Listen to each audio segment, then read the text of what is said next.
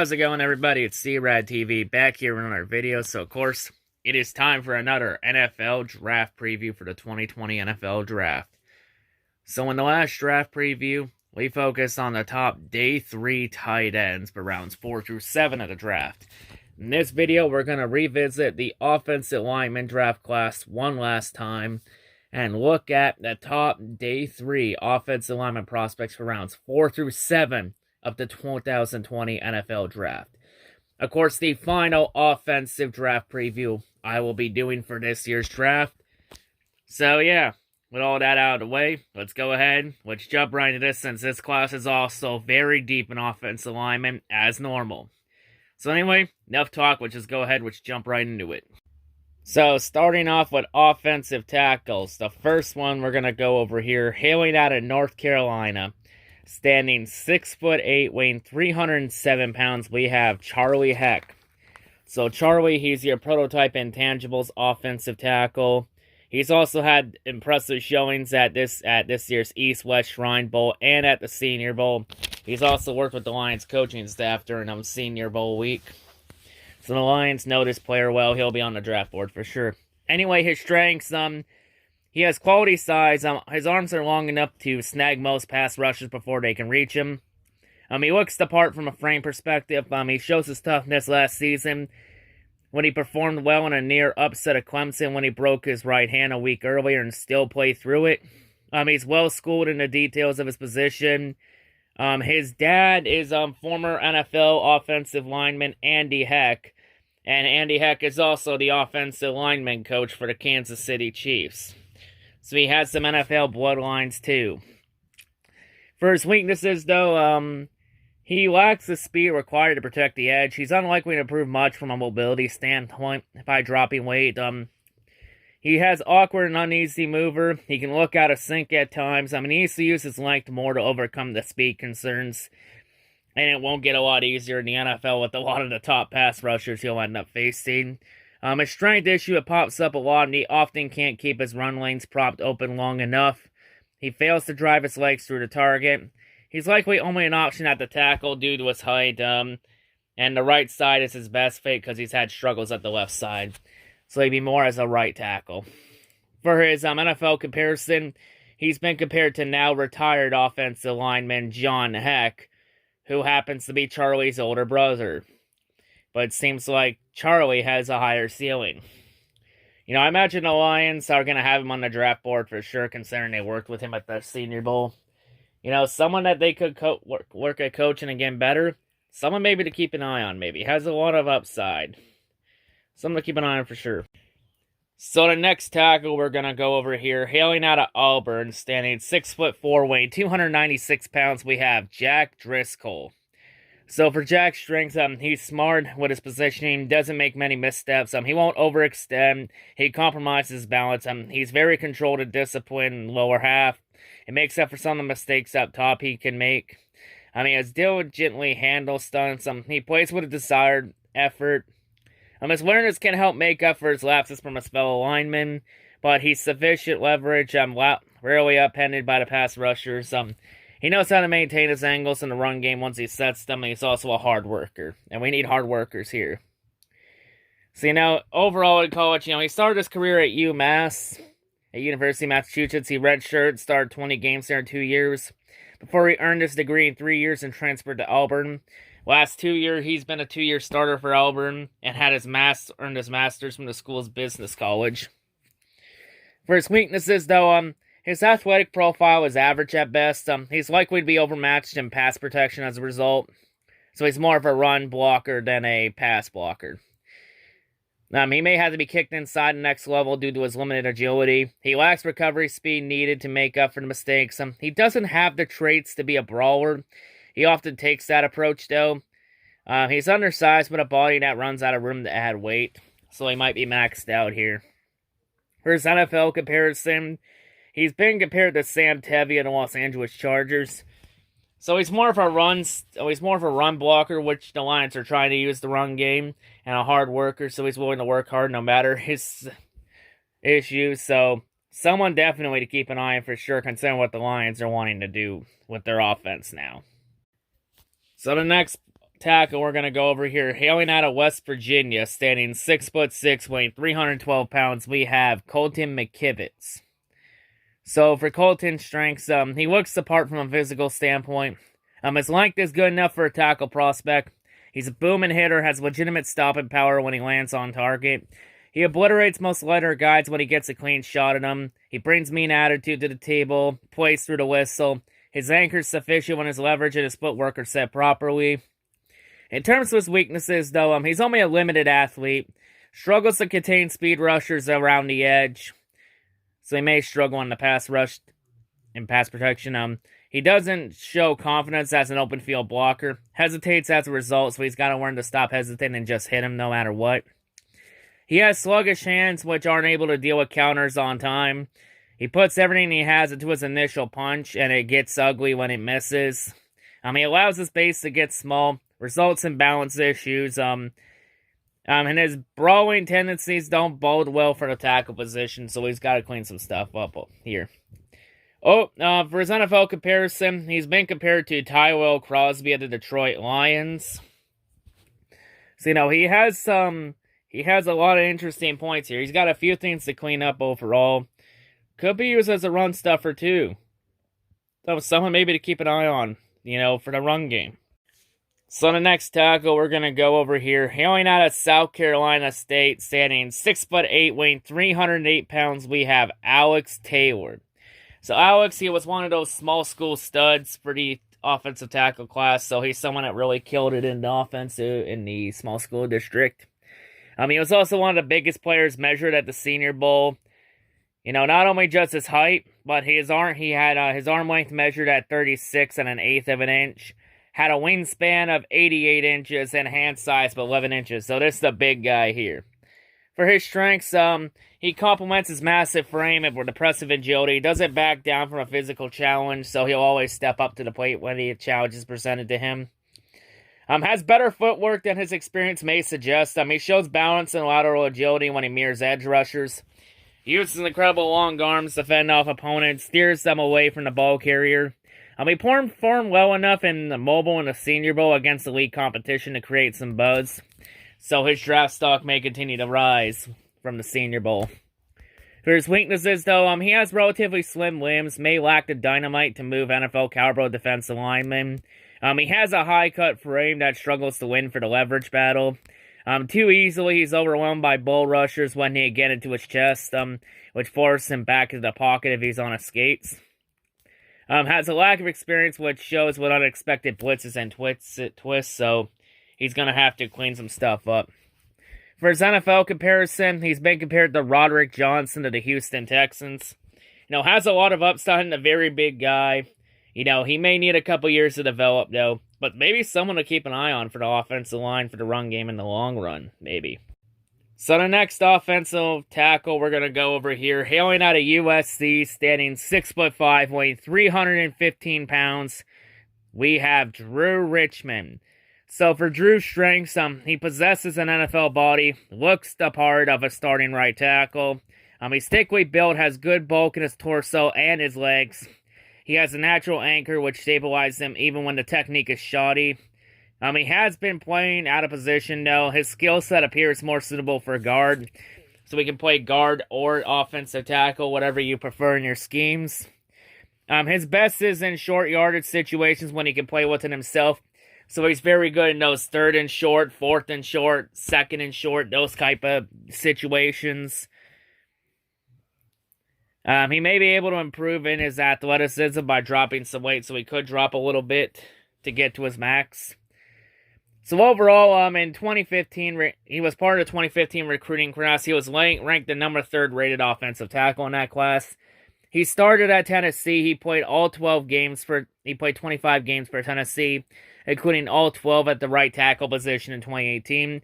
2019, he transferred over to USC as a graduate student. He held down the right tackle spot for USC in 2019. For his weaknesses, though, he fails to convert his size into power as a run blocker, so he very struggles there. He's reckless with his leverage, opens himself up to bull rushers. Has poor hand speed, which prevents him from recovering from an accurate punch. His footwork and pass protection will need a lot of work. assuming he's athletic enough for it. His foot speed and pass protection, it's a noticeable red flag. Although it looked better during his underclassmen years, so he has a lot to work with. For his NFL comparison, he's been compared to Josh Wells of the Tampa Bay Buccaneers. So yeah, he has a lot of potential as a blocker in those, but mainly in those almost short yardage situations. Everywhere else he struggles. He struggles in a lot of areas, and he has a lot of red flags and speed. You know, a lot of work for him. It's definitely a risk taking him. But if you can find a way to clean those issues up and he can convert well, the risk could it be worth the reward? We'll have to see. So the next offensive tackle we're going to go over here, hailing out of Oregon, standing 6'5", weighing 310 pounds, we have Kelvin Rock Morton. So for Kelvin's strengths, he's powerfully built, plays with a street brawler mentality. So he's a brawler. He can generate movement at the point of attack, can keep his pads low, keep his feet driving through contact. He has experience showing in his timing and his awareness on combo blocks. Has terrific football IQ and durability. He competed in 2 senior all-star games, so he's very underrated. Overall, for his college career, he's been one of the most reliable and versatile offensive linemen in the country.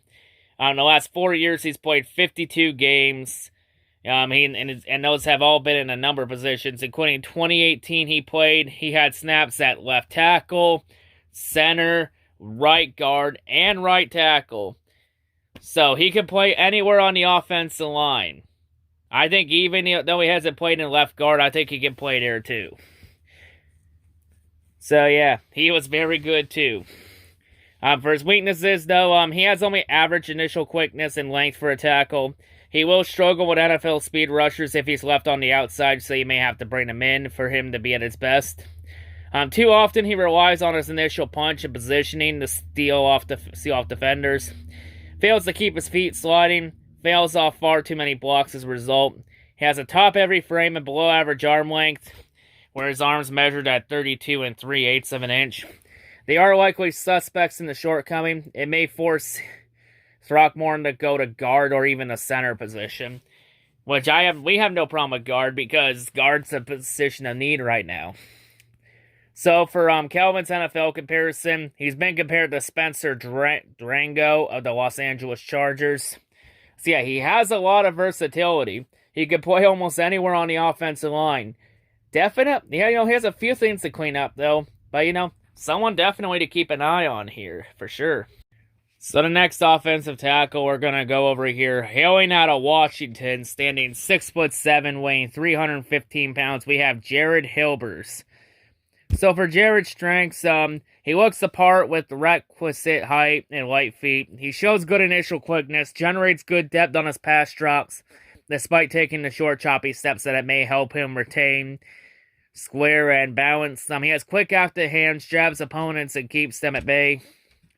He showed a lot of improved strength in 2019, which may suggest his best football may still lie ahead of him.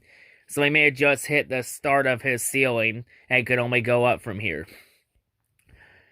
For his weaknesses, though, his frame looks better on paper than on tape, though. He possesses relatively narrow shoulders and hips.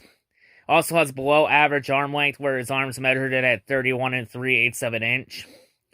Makes it unlikely that he can gain much functional strength and mass. It's a concern, though. He plays too high, so he's got to learn to stay low and loses the leverage battle a lot due to that poor pad level. So he's got to learn to stay low and clean that up. Works well in tandem with his guard, but he lacks knockdown power when he's on his own, so his best football mainly could be when he has to have somebody work for him, so he's got to learn to step up and take care of things on his own. He also mainly got the starting left tackle role in 2018 when he took over for Trey Adams when Trey got injured. And then he started every game on right side in 2019. For Jared's NFL comparison, he's been compared to Connor McDermott in the New York Jets. And also, Connor McDermott also happened to be a former Patriot. Keep that in mind, folks. So yeah, he has a lot of interesting things. He's got to learn to stay low, though. So he's going to have to learn, though, to clean some stuff up and stay low. That's going to be the big deal, is that he's got to stay low and catch the defensive lineman. But if he can stay well, maybe someone for sure to keep an eye on. So the next tackle we're going to go over here is hailing out of Missouri, standing 6'6", weighing 343 pounds. We have Yasir Durant. So for Yasir's strengths, he has imposing size, X1 height and arm length. His arm length measured in at 34.5 inches. Also has a beefy lower half. Could allow teams to project him as a versatile six-man. Plays with proper knee bend with his butt down. Minimum winning a stalemate in the leverage battle. He can overwhelm defenders with his grit in the run game. So he's someone that can be really used in the run game too, for run blocking. So overall for his college career, he started off at Arizona Western Community College before he joined Missouri as a transfer. He's played the left tackle position the last 3 years for Missouri. Really shined there. Also got an invitation to the East-West Shrine Bowl. He was one of the big standouts during that week, too. For his weaknesses, though, he has a tweenerish frame, can complicate his projection at the next level, at least a potential starter. He possesses the round frame of a guard, but he has little starting experience in that role. He had a little bit at Arizona Western, but not really at Missouri. He carries a little extra flab around the middle, could contribute to his struggles in getting the secondary target. So he may have to lose a little weight to, get to his next target. That could be a bit of a red flag. Can he keep his weight under control? But he also consistently rides a little step too slow. For his NFL comparison, he's been compared to Cameron Fleming of the Dallas Cowboys. So, he has a lot of upside. He can be used as a run blocker. He may have to lose a few pounds, though, to get to his max potential. A few issues, a few things he's going to have to clean up, though. He's got to learn to get better at the snap, be quicker. Hey, still somebody to keep an eye on for sure that we can work with. So the next tackle we're going to go over here, hailing out of Wake Forest, standing 6'4", weighing in at 301 pounds, we have Justin Haren. So for Justin's strengths, he possesses well-built frame and above-average initial quickness, coordinates his hands with light pitter-pat footwork, stands out in pass protection, so he's very good at protecting the quarterback. He dictates the action with a solid punch or exhibits the patience gained in starting 4 years on the blind side for Wake Forest. Quickness and understanding of positioning allows him to turn and seal off most of his defenders. He lined up at tackle and at both guard positions at the Senior Bowl, so he can really play a lot of different positions on the offensive line. It can be flexed a bit. He played for Wake Forest for 6 years. He got the 6th year when he suffered an ACL injury in the 2018 season opener. But he was voted by the team captain last year when he returned. Leads Wake Forest with 50 career starts, which is tied for the most in school history. For his weaknesses, though, other than the injury, which could produce the red flags, meaning could he be injury prone? Could it become a recurring theme? We'll have to see. But overall, other weaknesses, though, he does lack the height many teams prefer at the tackle position. He has minimum playing experience playing inside at the guards, so he may need time to develop. He keeps his feet chugging on contact, fails, though, to drive opponents off the ball. He works hard to get a stalemate at the point of attack. He has relatively small hands. His hands measured in at 9 1/8 of an inch, which tied him for the smallest among offensive linemen that were invited to the Senior Bowl.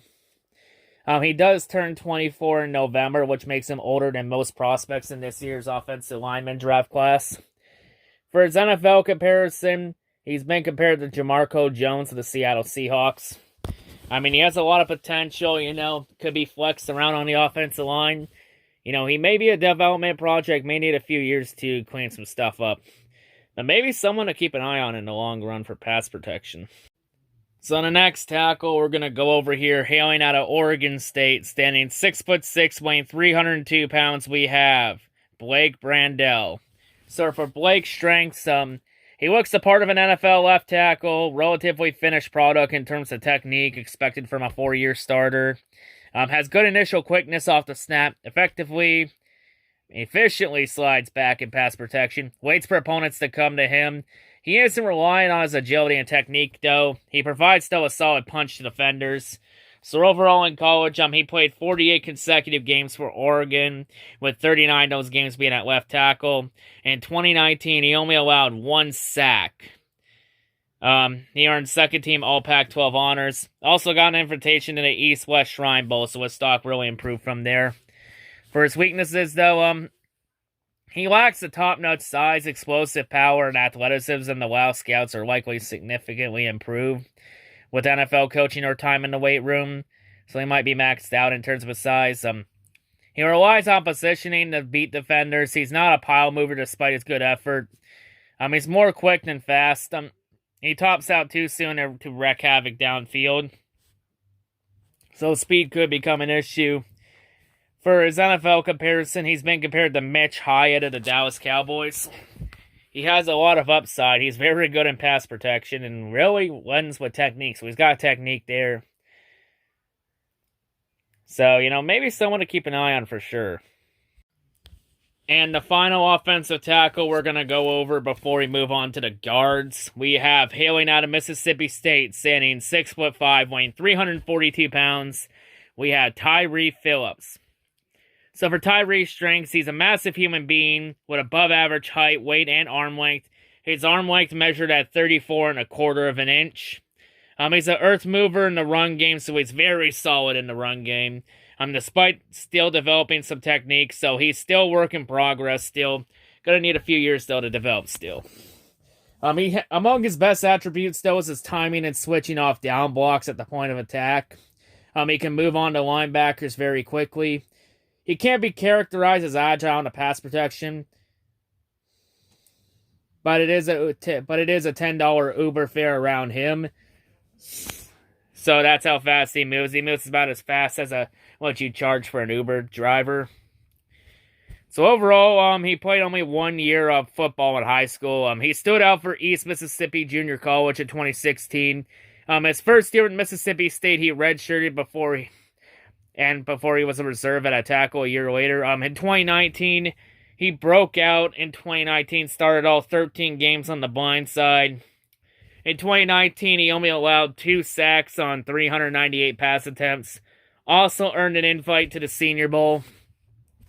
So, for his weaknesses, though, he's the classic heavyweight waist bender. He does a nice job of anticipating the snap count to the surprise defenders. But his quickness and speed is more of an F-150 than of a Ferrari. He relies on girth and power to smoother opponents. He lacks the foot speed and flexibility to remain outside at the tackle position for most NFL teams, so he may have to adjust and move over to guard position. His pad level and hand placement are rudimental, so he may need to work on his hand placement better and his pad level and learning to stay low. For his NFL comparison, he's been compared to Ty Nesk of the Buffalo Bills. So someone definitely that could do well in the run game and pass game. He could do well in blocking everywhere. Definitely, he's going to need maybe a year or so to develop and clean some things up. But definitely someone to keep an eye on for sure. So now moving on to offensive guards. The first guard we're going to go over here, hailing out of LSU. Standing 6'2", weighing 329 pounds, we have Damian Lewis. For Damian's strengths, he's short, but he's not small. He's like a fire hydrant-like frame. Disproportionary long arms combines to give him natural leverage advantage. He's a fierce stride blocker, fires out the ball, creates movement at the point of attack with excellent leg drive. He keeps his legs churned and works to finish his blocks. He sprawls nicely to complement his leverage advantage. Makes it nearly impossible for defenders to push him back on bull rushes. So he's literally an immovable lineman that can't be moved back. He only moves forward. He's passionate. He's an energetic player. Seems to enjoy the physicality of the game. So in terms of his weaknesses, though, but overall, he was a junior college transfer. Started 27 consecutive games at right guard for LSU the last 2 years. He was also second team All-SEC in 2019. Helped LSU win the Joe Moore Award as the nation's top offensive line. For his weaknesses, though, he's almost a specialist getting downhill as a run blocker, but he can struggle and ask to block on the move and can be a liability in pass protection. So his main bread and butter could be the run game. He fails to keep his feet moving once latched in pass protection. He can plant them into the turf, lazily lean onto opponents. He struggles to slide laterally once he's engaged with his upper and lower body. Really in sync. He has inconsistent hand placement, so he's got to get better at placing his hands on the defensive lineman better.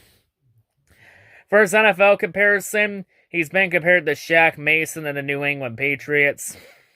So yeah, he has a lot of upside, and he's very solid in the run game too. Definitely someone to keep an eye on for sure.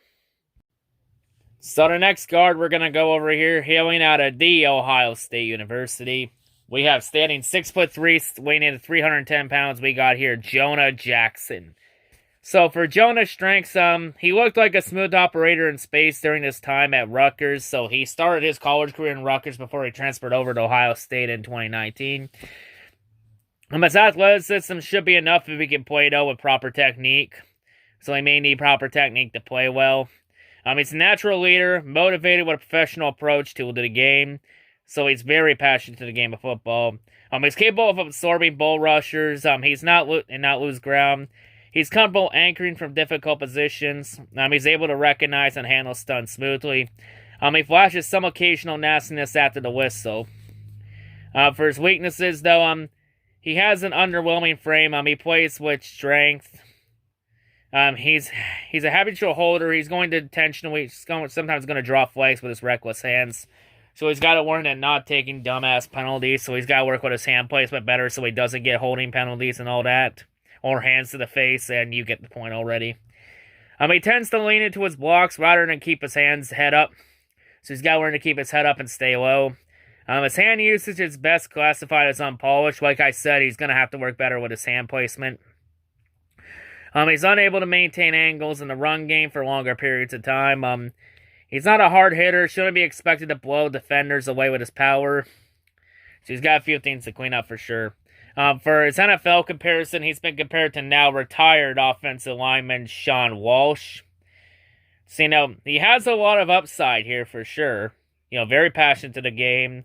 But, he's got a number of things to clean up for. It would be a bit of a gamble to take him, but I think the risk, if we can utilize it right, the risk could be maybe worth the reward for sure. Definitely a gamble to take him. So the next guard we're going to go over here, hailing out of Georgia, standing 6'4", weighing 335 pounds, we have Solman Kindly. So for Solman's strengths, he has a relentless motor, a mean streak that offensive lineman coaches are going to love. He plays to the echo of the whistle, keeps a good base underneath him in the run game, so he's very solid in the run game for sure. His first punch is violent, keeps his eyes up in pass protection, typically does a good job at picking up his interior stunts. For his weaknesses, though, he occasionally relies too much on his powerful frame and loses technique. So he's got to clean up technique and get better at that. He tends to be slow dragging his big frame to get to the linebackers on the second level, so he's got to learn to be quicker and to get to the linebackers. A lot of his coaches at Georgia loved the mean streak he had, but he can get hot-headed at times and lose his cool against opposing defenders.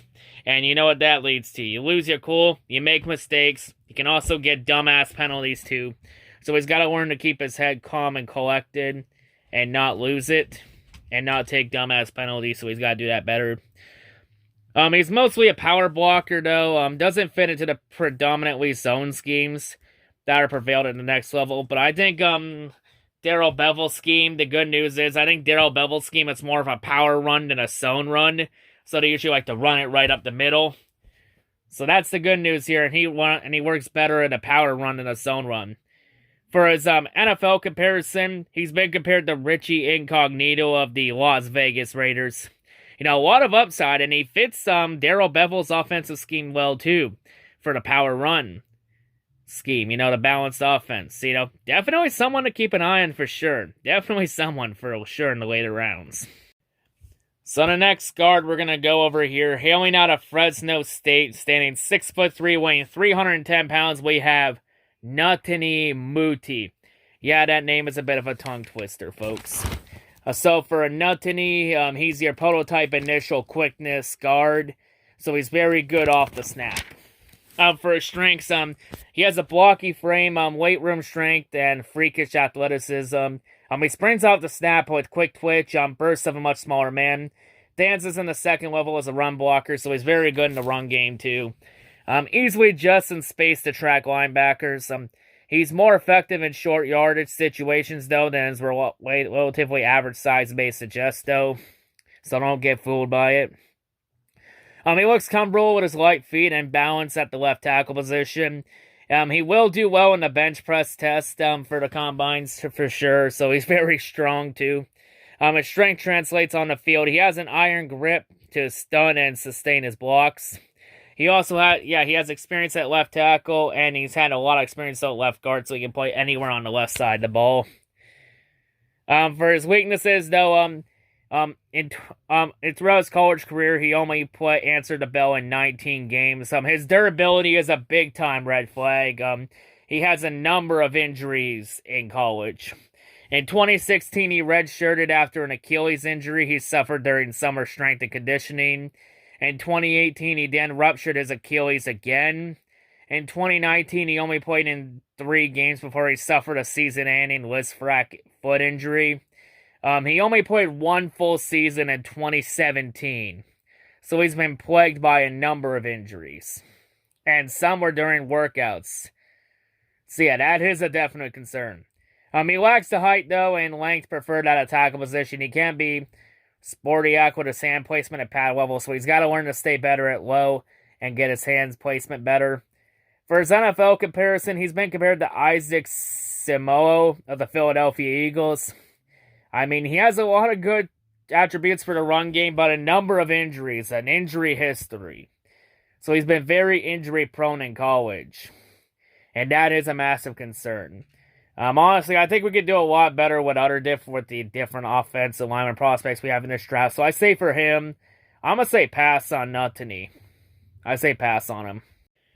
So the next guard we're going to go over here, hailing out of Clemson, standing 6'2", weighing 315 pounds, we have Tremaine Edmunds. So for Tremaine's strengths, he's an offensive tackle that offers versatility and ideally suitable for transition inside of the guard position because of his frame. He took a step forward with his hand usage and his footwork as a senior, so he's worked on those areas a lot.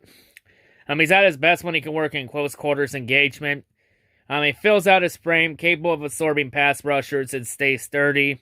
He's a natural leverage passer, knows when to drop the anchor against the bull rushers. He understands how to handle stunts and passes them off. He does flash some leg drive in the run game, so he can be solid too in the run game too, and has a high football IQ, so he's very knowledgeable in football too, and knows his situations well. For his weaknesses, though, he has a lack of length, which invites a move on guard, which I mentioned already.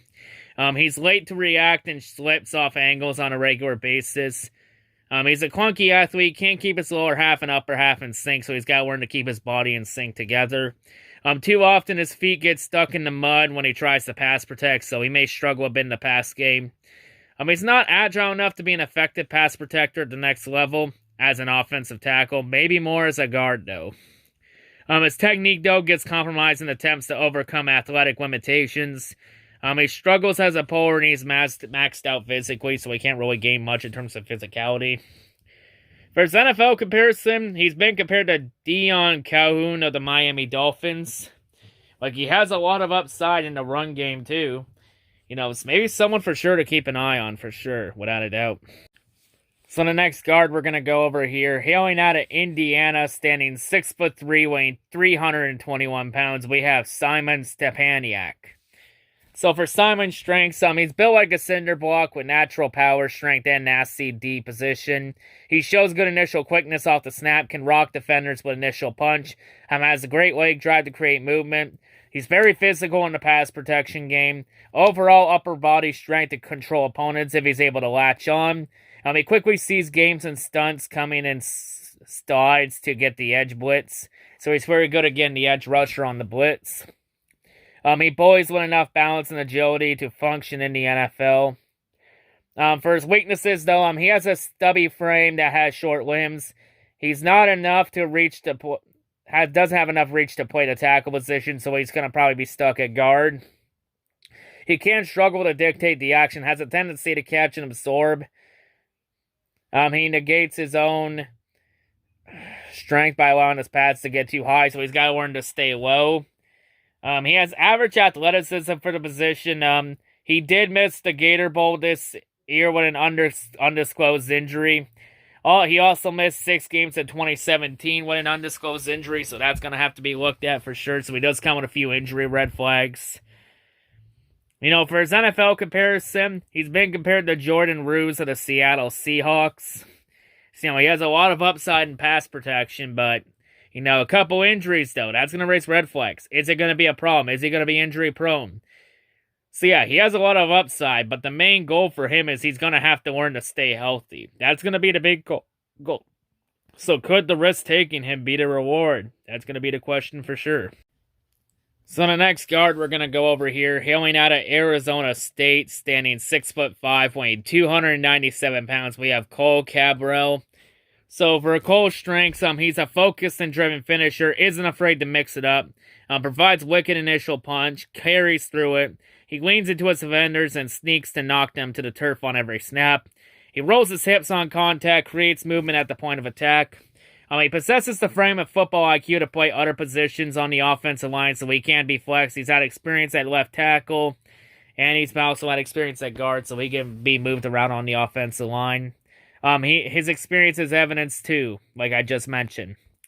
For his weaknesses, though, he has inconsistent pad level, though, so he's got to learn to stay low better. Too often, he roots to his feet into the ground against the bull rushers. He shows impressive core flexibility to absorb contact, however, he fails to keep his feet sliding and reposition himself. So he's got to get better with his positioning, better with his feet. He's vulnerable to get pushed back into the face of his QB, so he's got to learn to stay strong better. He has a significant barrier to the passer's vision, given his height, so he's definitely got to stay low with his big height. Has limited agility when he blocks at the second level, and he can shrug downfield and lunge at his targets. For his NFL comparison, he's been compared to Will Hernandez of the New York Giants. Has a lot of upside and has a lot of strength to him. He's got a few things to clean up at his feet. He's going to have to learn to stay low better. But yeah, still, someone to keep an eye on for sure. And the final offensive guard we're going to go over in this video before we move on to the centers.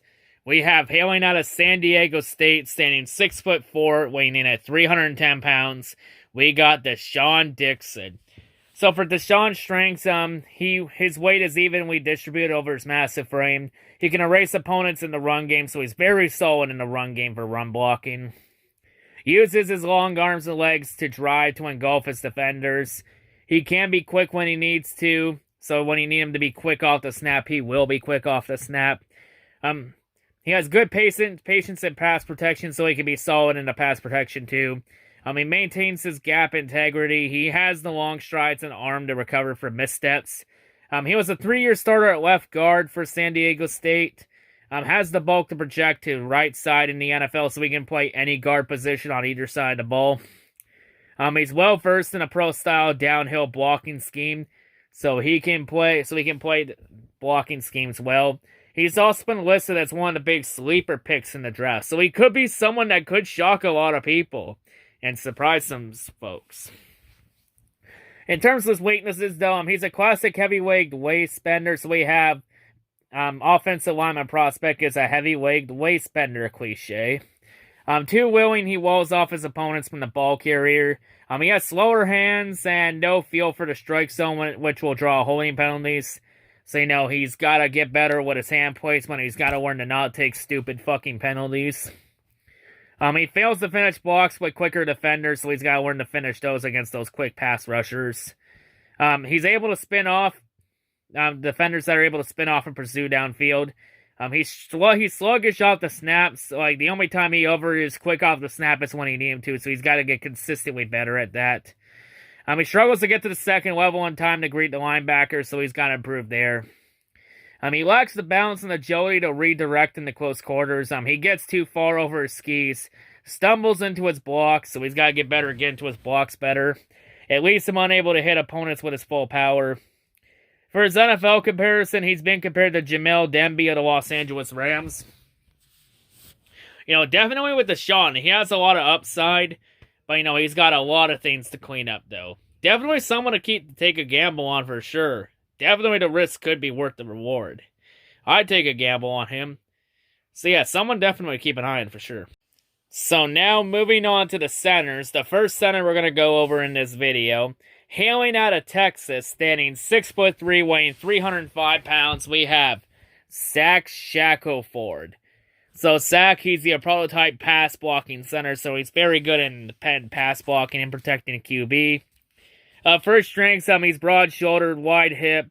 He's the son of a collegiate offensive guard, but he was born to block.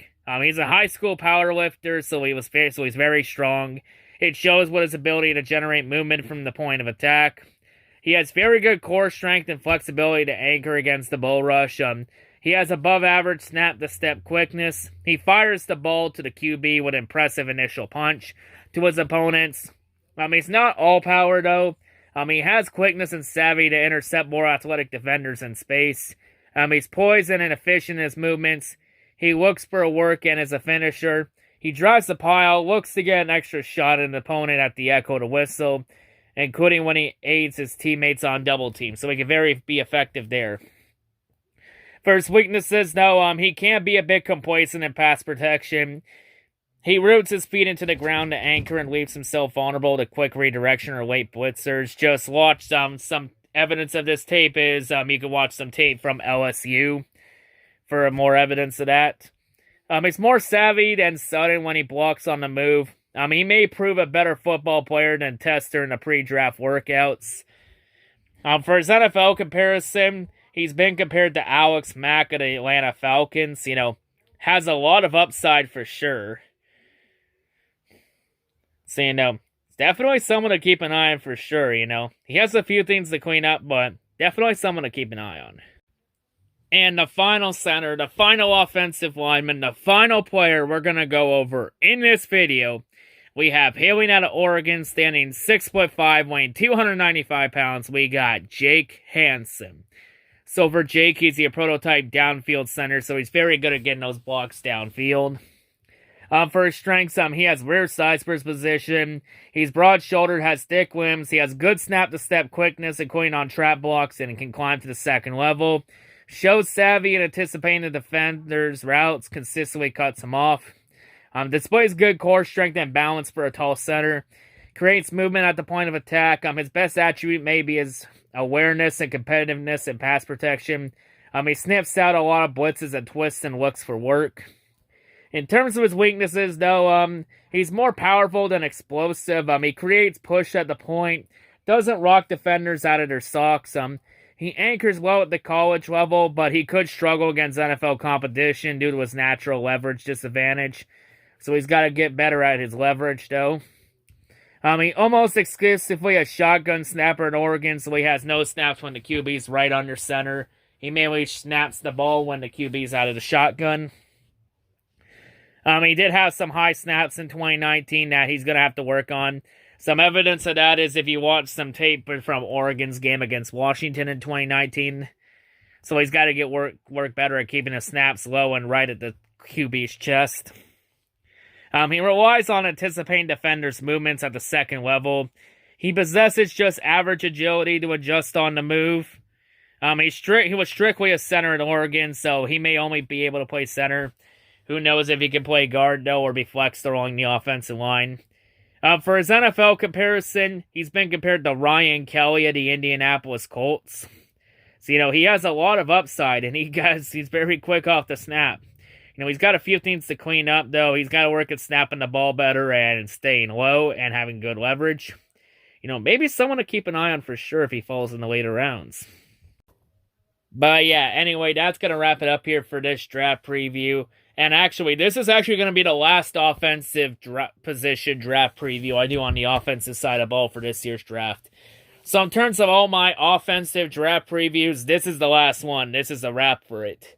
So now any draft previews I have for here on out are for defense and special teams. Yes, we are going to be doing a special teams one at the very end. It will be the last draft preview we have.